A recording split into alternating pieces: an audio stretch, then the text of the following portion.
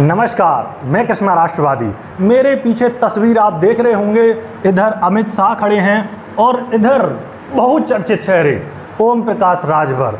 मुझे उस गीत याद आता है एक कि अब हम तुम्हारे हैं सनम, अब हम दिल दे चुके सनम। तो साथियों, ये जो बहुत चर्चित चेहरे हैं ओम प्रकाश राजभर जी, कभी ये इस पाले में खड़े नज़र आते हैं तो कभी उस पाले में खड़े नज़र आते हैं। साथियों, आप देखेंगे कल के दिन ये फिर से बीजेपी में जा चुके हैं। साथियों, मुझे जो 70 से 80 का दशक था वो याद आता है, जब दल बदल जो कानून था उस पर बहस चली थी कि किस तरीके से जो नेता थे वो कभी इस दल में तो कभी उस दल में जाते थे। उसी समय का एक वाक्य लेता हूँ कि 1967 की बात है कि हरियाणा के एक विधायक जिनका नाम था गयालाल, उन्होंने मात्र 15 दिनों में 3 दलों को बदला। तो उस समय जब बात चल रही थी दल बदल कानून की, तो एक बड़ा मुद्दा बन के उभरा था। और उसी के कारण अगर देखा जाए कि 1985 में जो दल बदल विरोधी कानून लागू हुआ और संविधान की 10वीं अनुशंसा में लागू हुआ। तो इसी तरीके से आप देख रहे होंगे तो ओम प्रकाश राजभर कहीं ना कहीं वो वाक्य बिल्कुल सच करते हुए नजर आते हैं कि आया राम और गया राम। तो उसी तरीके से आप देख रहे होंगे। और ट्वीट देखिए, ट्वीट लिखा है कि भाजपा और सुबह सपा आए साथ, सामाजिक न्याय, देश की रक्षा, सुरक्षा, सुशासन, वंचितों, शोषितों, पिछड़ों, दलितों, महिलाओं, किसानों, नौजवानों, हर कमजोर वर्ग को सशक्त बनाने के लिए भारतीय जनता पार्टी और सुहेलदेव भारतीय समाज पार्टी मिलकर लड़ेगी।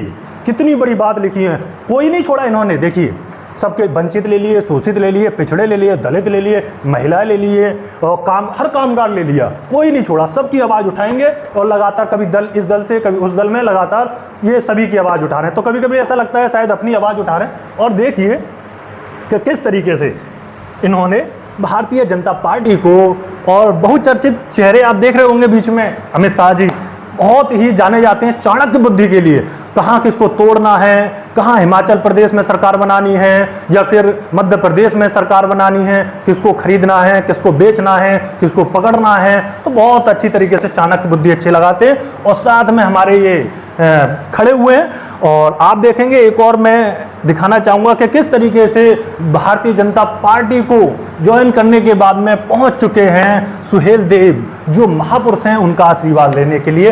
देखिए कि सुहेलदेव भारतीय समाज पार्टी के एनडीए गठबंधन में सम्मिलित होने के बाद नगरा चौराहा जनपद बलिया प्रथम आगमन पर स्थानीय जनमानस एवं सुबह सपा एवं भाजपा के कार्यकर्ताओं द्वारा माल्यार्पण कर भव्य स्वागत एवं अभिनंदन किया गया। ये देखिए, आप देख रहे होंगे यहाँ पर किस तरीके से इनका फूलों से स्वागत किया जा रहा है। तो कहीं ना कहीं ये तो बनता है, फूलों से स्वागत तो होना चाहिए। बहुत रण जीत कर आए हैं और पिछड़ों के मसीहा, दलितों के, शोषितों के मसीहा हैं इस समय ओम प्रकाश राजभर जी। और देखिए, और अगर एक फोटो अगर देखते तो आप देखेंगे कि सुहेलदेव जी के जो महापुरुष हैं उनके बराबर में बीजेपी का झंडा लग चुका है। तो कहीं ना कहीं आप देखेंगे कि सवाल यहाँ से जो बनता है वो सवाल ये बनता है कि जो दलितों और पिछड़ों और शोषितों और वंचितों की जो राजनीति कर रहे हैं, तो सोचिए कैसे हम राजनेता तैयार कर रहे हैं, जो कहते तो हैं कि हम दलितों, पिछड़ों और आदिवासियों और महिलाओं की आवाज़ उठा रहे हैं, लेकिन वो अपनी आवाज़ को ही सही से नहीं उठा पा रहे,